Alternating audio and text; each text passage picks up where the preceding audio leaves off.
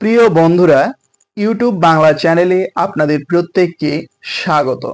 আজকের এই ভিডিওতে আমি শেয়ার করব DElEd part on session 2024-26 final পরীক্ষার কথা মাথায় রেখে বাংলা বিষয় থেকে স্পেশাল সাজেশন। আমি যে সাজেশনে প্রশ্নগুলো দিয়েছি এর প্রশ্নগুলোর মধ্যে আপনারা প্রতিটি প্রশ্নই কমন পাবেন, এটুকু আমি 100% সিওরিটি দিতে পারি। যদি আপনারা বিগত বছরের আমার দেওয়া সাজেশনগুলো দেখে থাকেন তাহলে আপনারা বুঝতে পারবেন যে কি পরিমাণে প্রশ্ন আমার সাজেশন থেকে কমন আসে। আপনার হয়তো মনে হতে পারে যে প্রশ্নগুলো হয়তো আমি তৈরি করেছি, কারণ আমি যে সাজেশনে প্রশ্নগুলো দিয়েছি হুবহু সেই প্রশ্নগুলোই কিন্তু পরীক্ষায় কমন এসেছে। তো চলুন কথা না বাড়িয়ে মূল আলোচনায় যাওয়া যাক। আমি এই সাজেশনগুলো কিভাবে তৈরি করি। এই সাজেশনগুলো আমি তৈরি করে থাকি বিগত 8 বছরে যে ডিএলএড পার্ট 1 ফাইনাল পরীক্ষা হয়েছে, তো সেই 8 বছরের প্রশ্নপত্র দেখি, সেই প্রশ্নের যে প্রশ্নগুলো বেশি বেশি এসেছে সেই প্রশ্নগুলো রয়েছে। এছাড়া যে সমস্ত টপিক থেকে বেশি বেশি প্রশ্ন পরীক্ষায় দিয়ে থাকে সে সমস্ত টপিক থেকে কিছু প্রশ্ন সিলেক্ট করে থাকি। তো চলুন দেখে নেওয়া যাক আজকের সাজেশনের প্রশ্নগুলো। তো ডিএলএড পার্ট 1-এ মোট আপনাদের 5টি বিষয়ে পরীক্ষা দিতে হয়। প্রথমটি রয়েছে চাইল্ড স্টাডিজ, দ্বিতীয়টি language 1 Bangla, language 2 English, mathematics, environmental science. আমি অলরেডি চাইল্ড স্টাডিজ থেকে সাজেশন আপলোড করে দিয়েছি। সেই ভিডিওটি যদি আপনারা এখনো না দেখে থাকেন তাহলে এই ভিডিও ডেসক্রিপশন বক্সে আমি তার লিঙ্ক দিয়ে দেবো, আপনারা সেখান থেকে সেই ভিডিওটি দেখে নিতে পারেন। এবারে আমরা দেখে নেব যে ডিএলএড পার্ট 1-এ প্রতিটি বিষয় থেকে কত নম্বর রয়েছে, নম্বর বিভাজনটি। ডিএলএড পার্ট 1-এ যে 5টি বিষয় রয়েছে প্রতিটি বিষয় থেকে মোট 100 নম্বর করে রয়েছে। তার মধ্যে 30 নম্বর রয়েছে প্রজেক্ট এবং 70 নম্বর আপনাকে লিখিত পরীক্ষা দিতে হবে। তো 30 নম্বরের জন্য কলেজ থেকে যে প্রজেক্ট লিখতে বলবে সেই প্রজেক্টটি লিখে যদি আপনারা কলেজে জমা করে দেন সেখানে কিন্তু 29, 30 করে প্রত্যেককেই কিন্তু নম্বর দিয়ে থাকে। বাকি যে 70 নম্বর রয়েছে এই 70 নম্বর আপনাদের লিখিত পরীক্ষা দিতে হবে।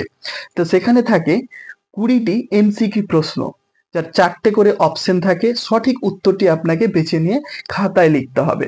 তো এমসিকিউ প্রশ্নের জন্য কিন্তু সাজেশন দেওয়া সম্ভব নয়, তারপরেও আমি আপনাদের জন্য প্রতিটি বিষয় থেকে প্রতিটি অধ্যায়ের উপর গুরুত্বপূর্ণ কিছু প্রশ্ন শেয়ার করব পরবর্তীতে। আর যদি আপনারা 20টি প্রশ্নেরই উত্তর পারতে চান তাহলে আপনাদের যে টেক্সট বই রয়েছে, যেমন রীতা পাবলিকেশনের যে বইগুলো রয়েছে, প্রতিটি টেক্সট বইকে খুঁটিয়ে খুঁটিয়ে প্রথম থেকে শেষ পর্যন্ত পড়তে হবে। এছাড়া 1 থেকে ক্লাস 4 পর্যন্ত যে বইগুলো রয়েছে সেই বইগুলোকেও কিন্তু পড়তে হবে। তাহলেই কিন্তু আপনি এই 20টি প্রশ্নের সঠিক উত্তর দিতে পারবেন। এরপরে রয়েছে 2 নম্বরের জন্য। 2 নম্বরের জন্য 12টি প্রশ্ন থাকে, আপনাদের 10টি প্রশ্নের উত্তর লিখতে হবে। 7 নম্বরের জন্য 3টি প্রশ্ন থাকে, সেখানে আপনাদের 2টো প্রশ্নের উত্তর লিখতে হবে, তো সেখানে হচ্ছে 14 নম্বর। আর 16 নম্বরের জন্য 2টো প্রশ্ন থাকে, একটির উত্তর লিখতে হবে, তো সেখানে 16 নম্বর। তো 20 আর 20 40, 16 আর 14 হলো 30, 40 আর 30 হলো 70। এই 70 নম্বর আপনাদের লিখিত পরীক্ষা দিতে হবে। এবারে আমরা দেখে নেব প্রথমে 2 নম্বরের জন্য প্রশ্ন। 2 নম্বরের জন্য আমি আপনাদের বললাম যে 10টি প্রশ্নের উত্তর লিখতে হবে, 12টি প্রশ্ন থাকে। এখানে আমি মোট 27টি প্রশ্ন দিয়েছি। এই 27টি প্রশ্নের মধ্যে আপনারা 100% ধরে নিতে পারেন যে 2 নম্বরের প্রশ্ন এখান থেকে 6 থেকে 7টি প্রশ্ন আপনারা কমন পাবেন। তো সাজেশনকে আপনারা সাজেশন হিসাবে গ্রহণ করবেন, প্রশ্নপত্র হিসেবে নয়। সাজেশন হলো কেবল ধারণা মাত্র। বিগত বছরের প্রশ্নগুলো দেখে আমার যে ধারণা হয়েছে সেই ধারণার উপর ভিত্তি করেই কিন্তু আমি এই সাজেশনের প্রশ্নগুলো আপনাদের সাথে শেয়ার করছি।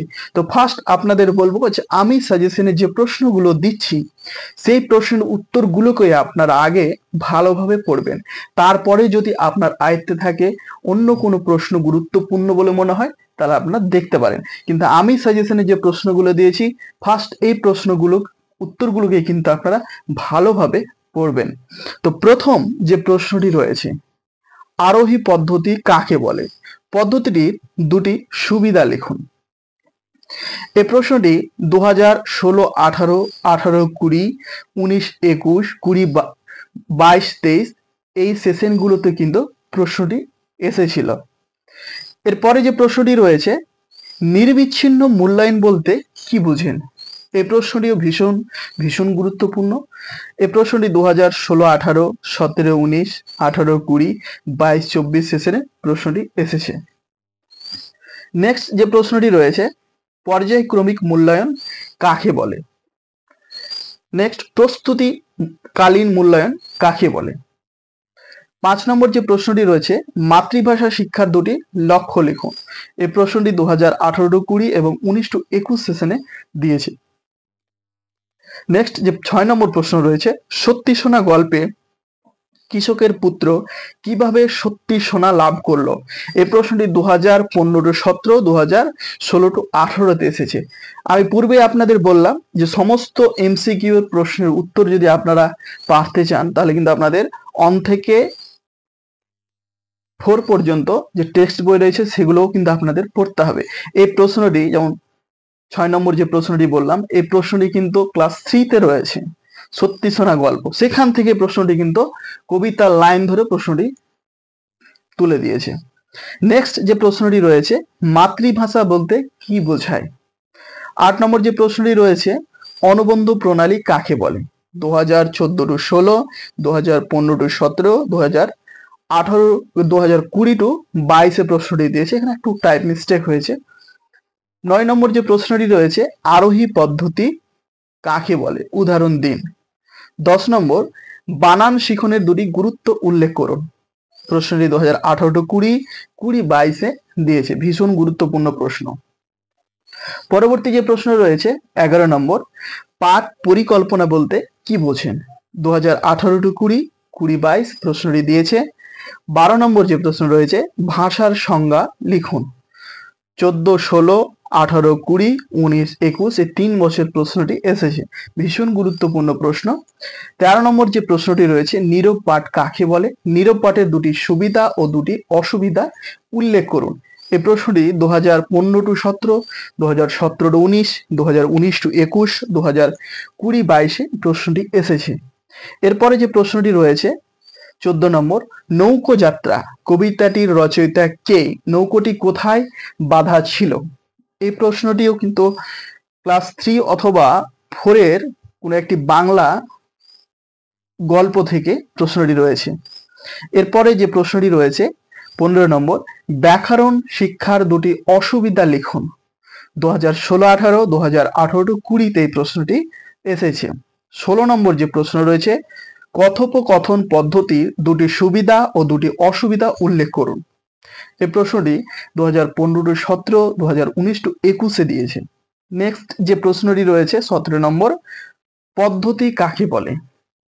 18 নম্বর প্রশ্ন, শব্দানুক্রমিক পদ্ধতি কাকে বলে? এটি 2016-18, 20-24, 22-24 প্রশ্নটি দিয়েছে।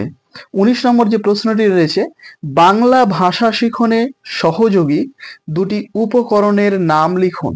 এটি 2019-21 প্রশ্নটি এসেছে। এরপরে যে প্রশ্নটি রয়েছে, প্রাথমিক স্তরে ভাষা শিক্ষার ক্ষেত্রে শিক্ষা উপকরণের দুটি বৈশিষ্ট্য লিখুন। এই প্রশ্নটি 2017-19 দিয়েছে। 21 নম্বর যে প্রশ্ন রয়েছে, ভাষা শিক্ষা সহায়ক উপকরণ কি? 22 নম্বর, তালব্য বর্ণ কাকে বলে? 23 নম্বর, চর্বণা পাঠ কাকে বলে? 24 নম্বর, প্রকল্প পদ্ধতি কাকে বলে? 25 নম্বর, ব্যাকরণ শিক্ষার দুটি গুরুত্ব লিখুন।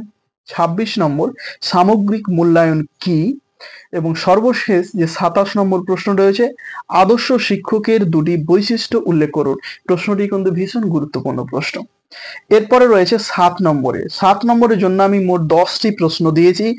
7 নম্বরে কিন্তু আপনাদের 3টে প্রশ্ন থাকবে, 2টো প্রশ্নের উত্তর লিখতে হবে। তো এখানে যে আমি 10টি দিয়েছি, এই 10টির মধ্যে আপনারা 100%, 200% ধরতে পারেন যে এর মধ্যে আপনারা 2টি প্রশ্নই কমন পাবেন।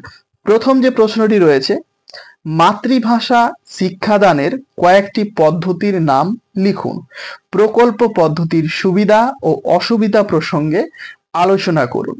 অথবা এই প্রশ্নটি ঠিক এইভাবেও দিতে পারে, মাতৃভাষা শিক্ষাদানের কয়েকটি পদ্ধতির নাম উল্লেখ করুন এবং যে কোনো একটি পদ্ধতি সম্পর্কে সংক্ষেপে আলোচনা করুন। এই প্রশ্নটি 2014-16, 2015-17, 2016-18, 2018-20, 2019-21, 2022-24 প্রশ্নটি এসেছে। অনেকবার প্রশ্নটি এসেছে, প্রতিবারের জন্যই কিন্তু প্রশ্নটি গুরুত্বপূর্ণ। নেক্সট যে প্রশ্নটি রয়েছে 2 নম্বর, ব্যাকরণ পাঠকে আকর্ষণীয় করার জন্য একজন শিক্ষক হিসেবে আপনি কোন পদ্ধতিটি বেছে নেবেন? সেই পদ্ধতির বৈশিষ্ট্যগুলি বিবৃত করুন। এই প্রশ্নটি এইভাবেও দিতে পারে, ব্যাকরণ শিক্ষাদানের পদ্ধতিগুলি উল্লেখ করে আপনার মতে সর্বশ্রেষ্ঠ পদ্ধতি কোনটি তা উদাহরণ সহ আলোচনা করুন। প্রশ্নটি 2014-16, 16-18, 20-22 এসেছে। প্রশ্নটি এইভাবেও দিতে পারে, আরোহী পদ্ধতির বৈশিষ্ট্যগুলি বিবৃত করুন এবং এ সম্পর্কে আপনার অভিমত ব্যক্ত করুন। নেক্সট যে 3 নম্বর প্রশ্ন রয়েছে, পাঠের ক্ষেত্রে মূল্যায়নের প্রয়োজনীয়তা লিখুন। অভ্যন্তরীণ মূল্যায়ন ও বহিঃমূল্যায়নের সংজ্ঞা দিন। অভ্যন্তরীণ ও বহিঃমূল্যায়নের দুটি করে পার্থক্য লিখুন। 2018-20, 21-23 প্রশ্নটি দিয়েছে। 5 নম্বর যে প্রশ্নটি রয়েছে, বাংলা বানান ভুলের কারণ এবং প্রতিকার সম্বন্ধে আলোচনা করুন এবং আপনার অভিমত ব্যক্ত করুন। প্রশ্নটি 2015-17, 17-19 দিয়েছে। 6 নম্বর যে প্রশ্নটি রয়েছে, সরব পাঠ কাকে বলে? এ পাঠের উদ্দেশ্য, সুবিধা, অসুবিধা লিখুন। 17-19, 19-21, 20-22 প্রশ্নটি দিয়েছে। এখান থেকে কিন্তু 2 নম্বরের প্রশ্ন অনেক সময় দিয়ে থাকে যে সরব পাঠ কাকে বলে, হয়তো দিয়ে দিল সরব পাঠে দুটি সুবিধা লিখুন, অথবা হয়তো দিতে পারে সরব পাঠে দুটি অসুবিধা লিখুন, অথবা দিতে সরব পাঠের উদ্দেশ্য কি। তো এখান থেকে 2 নম্বরের প্রশ্ন আসতে পারে এবং 7 নম্বরের জন্য প্রশ্ন আসতে পারে। প্রশ্নটি ভীষণ গুরুত্বপূর্ণ। তারপরে 7 নম্বর যে প্রশ্নটি রয়েছে, নীরব পাঠ কাকে বলে? এ পাঠের উদ্দেশ্য, সুবিধা, অসুবিধা লিখুন। 2018-20, 22-24 প্রশ্নটি দিয়েছে। তারপরে 8 নম্বর যে প্রশ্নটি রয়েছে, শিক্ষার মাধ্যম রূপে মাতৃভাষার গুরুত্ব আলোচনা করুন। মাতৃভাষা শিক্ষার লক্ষ্য উদ্দেশ্য বুঝিয়ে দিন। 9 নম্বর যে প্রশ্নটি রয়েছে, বাংলা ভাষা শিক্ষাদানের ক্ষেত্রে বর্ণানুক্রমিক শব্দানুক্রমিক পদ্ধতির উদ্দেশ্য গুরুত্ব আলোচনা করুন।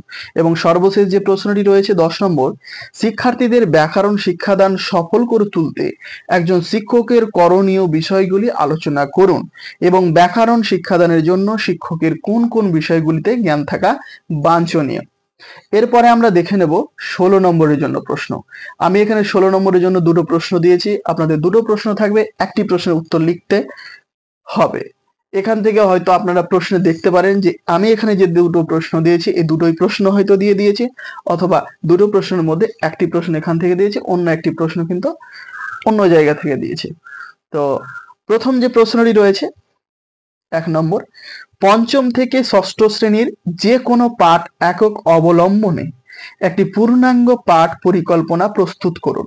ভীষণ ভীষণ গুরুত্বপূর্ণ প্রশ্ন, চোখ বন্ধ করে এই প্রশ্নটি আপনারা ভালোভাবে দেখে যাবেন। প্রশ্নটি 2014-16, 16-18, 17-19, 18-20, 20-22, 22-24 প্রশ্নটি দিয়েছে। এরপরে 2 নম্বর যে প্রশ্নটি রয়েছে, চতুর্থ থেকে পঞ্চম শ্রেণীর যে কোনো পাঠ একক অবলম্বনে যে কোনো একটি শিখন দক্ষতা ভিত্তিক অনুপাঠিকা প্রস্তুত করুন। প্রশ্নটি 2019-21 এবং 21-23 দিয়েছে। কিন্তু প্রথম যে 1 নম্বর যে প্রশ্নটি রয়েছে এই প্রশ্নটি কিন্তু সবচেয়ে বেশি ইম্পর্টেন্ট। তো আজকের মতো ভিডিওটি এই পর্যন্তই। আজকের এই ভিডিওটি যদি আপনাদের ভালো লাগে ভিডিওটিতে একটি লাইক করবেন, আপনাদের মতামত কমেন্ট বক্সে জানাবেন। চ্যানেলটিকে যদি এখনো আপনারা সাবস্ক্রাইব করে না থাকেন অবশ্যই সাবস্ক্রাইব করে রাখুন এবং পাশে থাকা ঘন্টা বেল আইকনটিকে দাবিয়ে রাখুন, তাহলে পরবর্তীতে যখন আমি ভিডিও আপলোড করব তার নোটিফিকেশন আপনাদের কাছে পৌঁছে যাবে সবার আগে।